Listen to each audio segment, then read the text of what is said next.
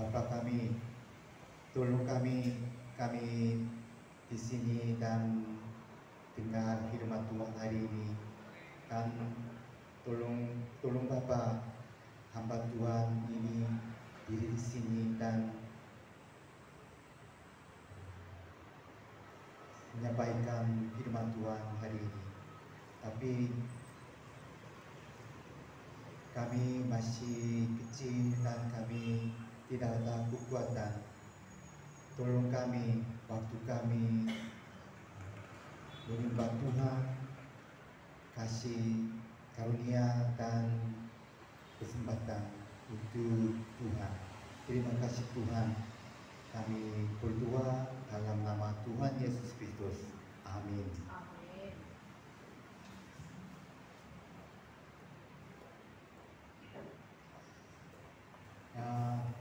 Ya, bagaimana suara saya? Bagus. Ya, bisa dengar. Ya, karena 2 minggu yang lalu suaranya saya hilang suaranya. Jadi saya bicara seperti ini. Nyanyi yang benar. Dan sampai hari Kamis suaranya belum kembali. Tadi waktu saya ada masalah suara dengan saya pikir ya ini hanya 1 atau 2 hari lagi suara saya akan kembali. Tadi kita berdoa, tapi selama 1 minggu, 2 minggu suaranya belum kembali. Jadi saya berdoa, Bapak tolong saya, suaranya belum kembali. Dan nanti hari Minggu saya akan mengkhotbah di depan di jemaat-jemaat GAK. Jadi saya diri di sini, walaupun saya di sini suaranya ini ya tidak bagus. Jadi saya berdoa kepada Tuhan dan akhirnya hari ini mungkin ya 30%-nya kembali aja, tapi saya bisa bicara dengan suara cukup bagus ya. Terima kasih Tuhan. Firman Tuhan hari ini ya 2 Timotius pasal 2 ayat 20 sampai 21. 2 Timotius pasal 2 ayat 20 sampai 21.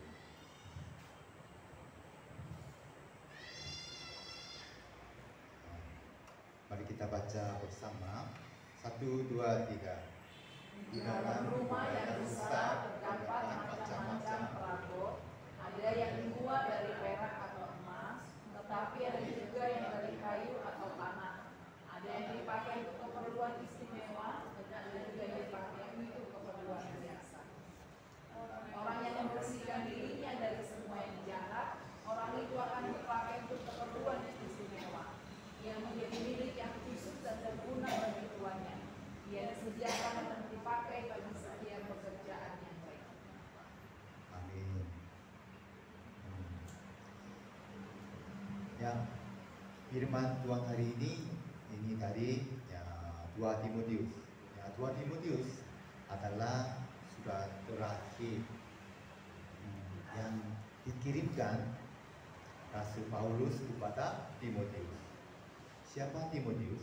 Timotius anak berimannya yang sedang melayani Tuhan di Efesus. Ada banyak kesulitan dalam gereja Efesus. Jadi karena itu beberapa jemaatnya meninggalkan iman mereka. Maka Paulus tulis surat kepada Timotius tentang bagaimana hidup sebagai hamba Tuhan dan bagaimana orang percaya bisa dipakai oleh Tuhan. Paulus tolong dia untuk menjadi orang suci yang dipakai oleh Tuhan. Saya berharap semua jemaat-jemaat dikumpul di sini semuanya menjadi orang yang dipakai Tuhan. Amin. Amin. Ayat 20. Di dalam rumah yang besar terdapat macam-macam perabot. Ya, perabotnya banyak macam-macam ala-ala di dapur. Jadi saya mau pakai ini piring. Ya, bisakah saya pakai piring? Ya. Apa yang dibuat dari perak atau emas, tetapi ada juga yang dari kayu atau tanah. Ada yang dipakai untuk keperluan istimewa, dan ada juga yang dipakai untuk keperluan biasa. Di rumah besar ada banyak piring yang berbeda, dan bahan juga yang beda-beda. Ada yang terbuat dari emas atau perak, dan ada juga yang terbuat dari kayu atau tanah. Piring mana yang terbaik? Piring apa yang berharga? Itu pasti piring emas. Berikutnya adalah piring perak, dan terakhir piring tanahnya. Tapi sampai ayat 19 Paulus berbicara tentang gereja dan pekerja yang dipakai Tuhan. Rumah besar artinya gereja Tuhan. Ada banyak jenis piring di rumah besar itu, dan ada banyak jemaat-jemaat ada di gereja Tuhan. Ada yang dibuat emas, perak, kayu, dan tanah. Piring apa yang bagus?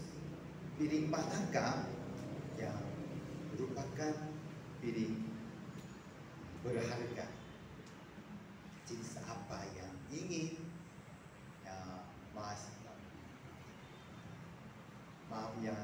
biasanya saya panggil mahasiswa-mahasiswi karena saya selalu temu di STT Sriwijaya. Saya maaf ya. Jadi jenis apa yang saudara-saudari, bapak-bapak, ibu-ibu mau gunakan? Saya tidak punya piring yang emas, tapi kalau saya punya piring emas, saya akan menggunakan itu dengan sangat berharga. Ya, setujunya. Ya. Bagaimana jemaat? Ada juga jemaat-jemaat di gereja Tuhan. Ada jemaat yang banyak belajar sampai S3. Ada juga jemaat yang tidak banyak belajar, hanya SD aja. Beberapa jemaatnya mempunyai banyak uang, tapi beberapa jemaatnya memiliki sedikit aja. Ada jemaat yang bisa bernyanyi lagu rohani dengan baik, tapi beberapa jemaatnya tidak bisa bernyanyi seperti dia. Siapa jemaat adalah piring emas. Siapa jemaatnya adalah piring tanah. Jika seorang sudah belajar S3 dan mempunyai pekerjaan yang baik dan mempunyai banyak uang, apakah dia adalah piring emas di gereja?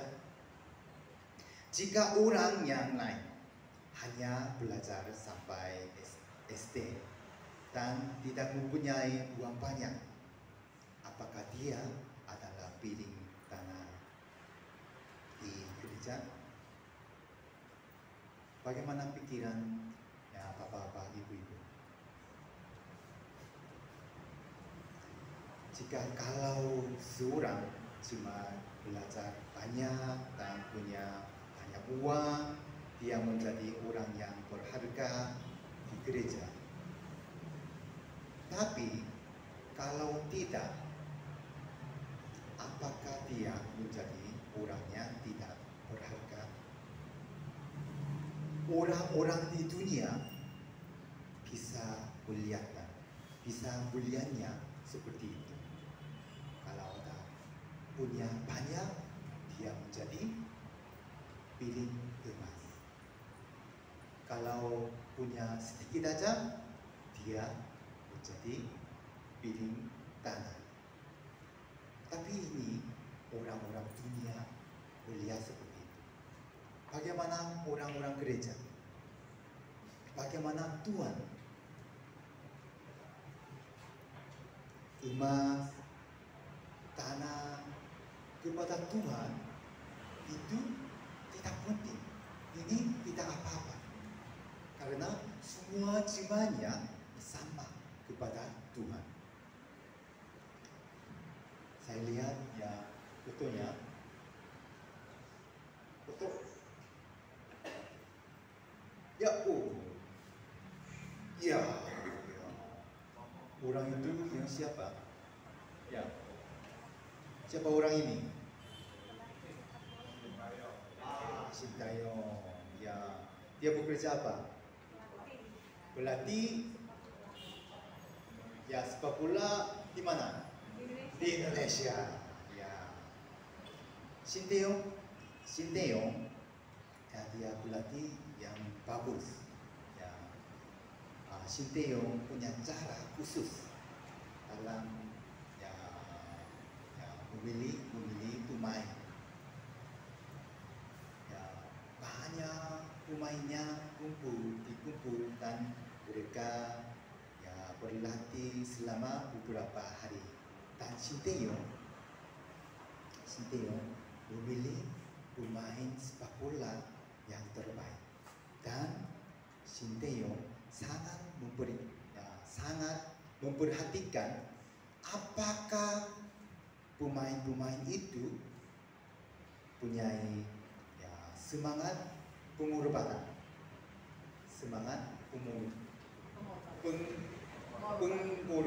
pengorbanan, ya dia memilih pemain yang bermain lebih keras untuk tim. Ya, pemain sepak bola melemparkan tubuhnya untuk untuk menjaga gol. Sintayong sudah lama menjadi pelatih di Korea dan di Indonesia. Jadi sudah tahu pemain siapa yang akan membantu tim. Jadi pemain terkenal, pemain yang pintar bermain bola, kontrol bola, pemain yang berlari cepat, pemain yang bisa bertahan. Namun jika dia tidak memiliki jika dia tidak memiliki semangat berguna dan tidak bermain untuk tim, Sintayong tidak memiliki dia. Walaupun semua orang Indonesia bilang, ya pemain ini yang sangat baik, sangat bagus, dia bisa kontrol sepak bola yang terbaik di Indonesia. Walaupun semua orang bilang seperti ini, Sintayong tidak dengar suara itu. Hanya berlihatan siapa ada semangat penghormatan. Ya. Jadi akhirnya dia memilih pemain seperti itu. Dan akhirnya tim sepak bola Indonesia bisa mengalahkan tim Korea. Tapi paling penting ya pelatih sepak bola tim Indonesia adalah orang Korea. Ya. Tadi firman Tuhan hari ini ya kepada Tuhan ya emas, perak, kayu, tanah ini tidak penting. Ya, semuanya yang sama. Tapi mari kita baca ayat 21. Orang yang membersihkan dirinya dari semua yang jahat, orang itu akan dipakai untuk keperluan yang istimewa. Ia menjadi milik yang khusus dan berguna bagi tuannya. Ia disediakan untuk dipakai bagi setiap pekerjaan yang baik. Ketika Tuhan pilih seorang, Tuhan tidak tanya belajar sampai S3 atau SD atau S1, tidak. Tuhan tidak peduli berapa banyak uangnya dia punya. Dia tidak lihat dia ganteng atau cantik atau tidak. Tuhan tidak melihat berapa tingginya, ya tinggi atau pendek, bukan. Tuhan hanya lihat hati dia sudah membersihkan atau belum. Yang mari kita baca 1 Samuel pasal 16 ayat 7. Ya, mari kita baca bersama. 1, 2, 3. Tetapi berfirmanlah Tuhan kepada Samuel, jangan pandang pahasnya atau perawakan yang tinggi, sebab aku telah menolaknya. Bukannya dia manusia yang dia Allah, manusia melihat apa yang Tuhan katakan, tetapi Tuhan melihat hati.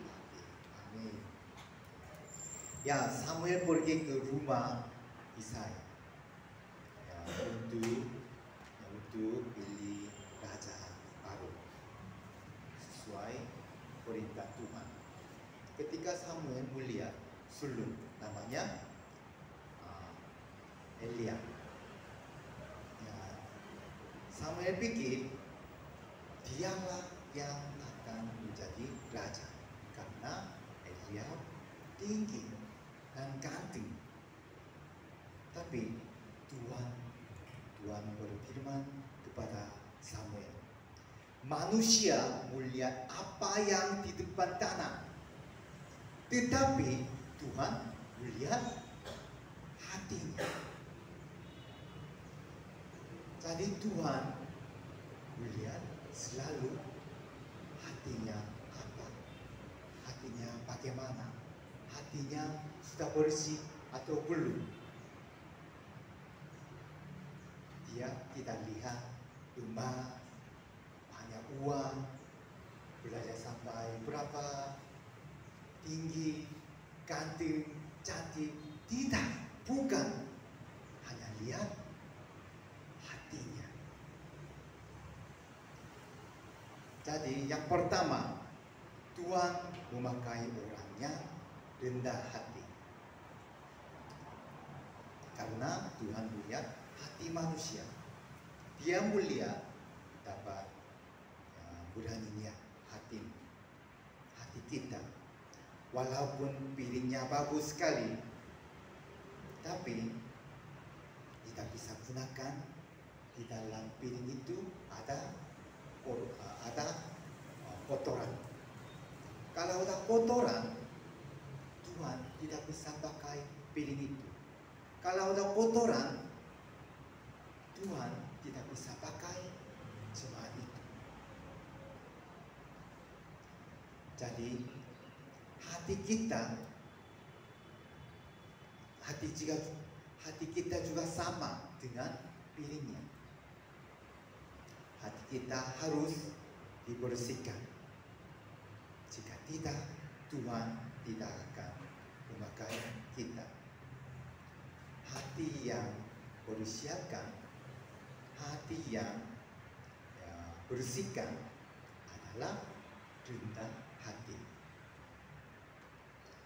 Piring yang dibersihkan artinya piring yang sudah kosong. Di dalam piring yang bersih dan kosong tidak ada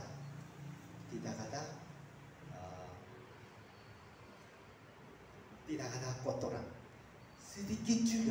Sedikit pun tidak ada. Tidak ada tubuhnya. Satu pun tidak ada. Bersih yang kosong. Hati juga dibersihkan, artinya hati yang sudah kosong. Di dalam hati yang dicuci dan kosong tidak ada nilai dan tidak ada artinya dari dunia. Seharusnya tidak ada apa-apa. Kita harus dibasuh oleh api Roh Kudus melalui firman Tuhan dan berdoa setiap hari. Yang terpenting, saya dalam hati kita juga, saya harus dihilangkan. Kita membersihkan semua kotoran di dunia, di hati kita. Tetapi masih ada saya di dalam hati kita. Saya bekerja ini, saya melayani ini, saya khotbah ini, saya gunakan ini. Saya bisa bicara ini, saya bisa bernyanyi ini. Ini salah di depan Tuhan. Ya, saya mau baca Filipi 4 ayat 30. I can do everything through Him who gives me strength. I can do everything through Him who gives me strength. Saya bisa melakukan semua, namun saya dapat melakukan itu melalui Dia.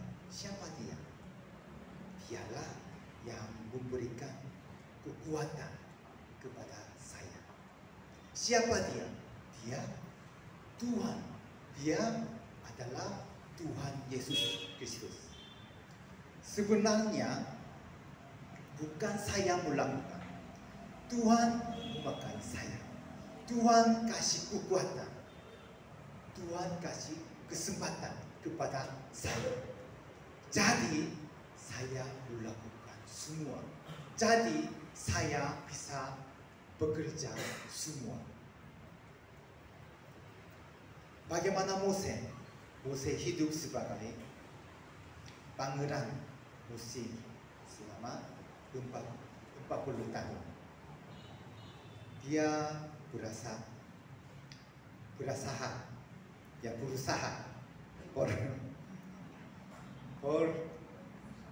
berusaha. Oke, terima kasih ya. Berusaha. Dia berusaha menyelamatkan bangsa Israel dari Mesir karena dia adalah orang Mesir. Dia punya kekuatan. Dia pikir, saya punya kekuatan. Saya bisa menyelamatkan bangsa Israel. Saya akan menjadi penyelamat bangsa Israel. Sayang, sayang, sayang. Tapi dia gagal. Kemudian itu dia hidup di padang gurun selama 40 tahun lagi sebagai gembala. Lalu jadi semuanya jumlahnya berapa tahun? 80 tahun. Lalu Tuhan memanggil dia. Musa, sekarang Musa menjawab, saya tidak bisa. Tuhan, saya tidak bisa.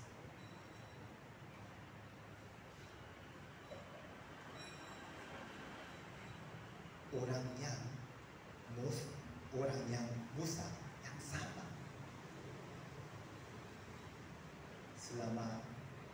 selama 40 tahun dan selama 40 tahun lagi orang itu yang sama, tapi dia berubah. Mengapa? Sekarang di dalam hati dia tidak ada saya. Jadi, Papa, Tuhan, saya tidak bisa. Tolong saya. Akhirnya dia terima panggilan Tuhan dan Musa menghabiskan 4 tahun lagi di padang gurun bersama bangsa Israel. Ketika Musa mempunyai masalah atau kesulitan dengan bangsa Israel, dia sujud saja, dia berdoa saja kepada Tuhan. Tuhan, tolong saya. Tuhan, tolong bangsa Israel. Saya tidak bisa. Tolong saya. Tolong bangsa Israel. Ya, Pangeran Mesir, dia coba menyelamatkan bangsa Israel karena dia pikir dia punya kekuatan. Jadi dia bilang, saya bisa melakukan itu, saya bisa bekerja itu, saya. Tapi sekarang Tuhan memakai Musa karena di dalam hati Musa tidak ada saya. Semuanya Tuhan. Tolong Tuhan. Tuhan bekerja ini. Tuhan pakai saya. Di dalam hati Musa tidak ada saya. Karena sudah kosongkan di dalam hatinya. Ketika kita membersihkan hati kita, Tuhan memanggil kita. Karena di dalam hati kita tidak ada kita, tidak ada saya. Tuhan menggunakan kita dalam hatiku, saya juga harus dihapus. Hati itu adalah rendah hati. Yang kedua, orang yang dipakai Tuhan adalah orang yang siap. Dia adalah orang yang tahan. Ayat 21. Ya. Mari kita baca bersama. 1, 2, 3. Orangnya dari semua yang jahat, orang itu akan dipakai untuk keperluan yang istimewa. Ia memiliki yang khusus berguna bagi kehidupannya. Ia disediakan dipakai untuk setiap pekerjaan yang baik. Amin. Ayat 21 ya berbicara tentang orang-orang yang dipakai Tuhan. Ya. Bagaimana ya kalimat yang terakhir. Ya. Dia disediakan untuk dipakai bagi setiap pekerjaan yang baik. Dia disediakan. Di dalam bahasa Yunani ini kata hetoi majo. Hetoi majo artinya sudah mempersiapkan untuk semua. 100% saya sudah persiapkan untuk semua kondisinya, semua posisinya, semua mempersiapkan. Jadi saya punya ada rencana yang bagus. Semua bilang ya rencana itu bagus, yang sangat baik. Tapi Tuhan panggil di sana, ini bukan rencana saya. Tapi kalau ada panggilan Tuhan, ya Tuhan, dan pergi ke sana. Saya mau pergi ke sana, tapi panggilan Tuhannya di sini. Ya Tuhan, saya diri di sini. Apabila ada rencana yang baik, yang bagus, semua orang bilang hal-hal ini sangat bagus, terbaik.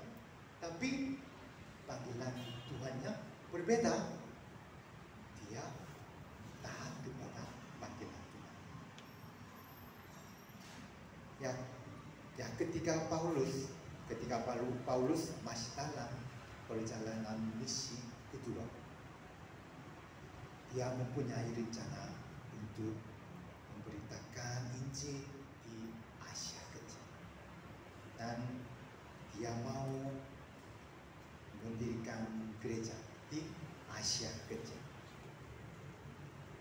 Hal ini sangat baik, tapi Paulus berhenti semua rencana ini. Mengapa? Mari kita baca Kisah Para Rasul ayat 16, pasal 16 ayat 9 sampai 10.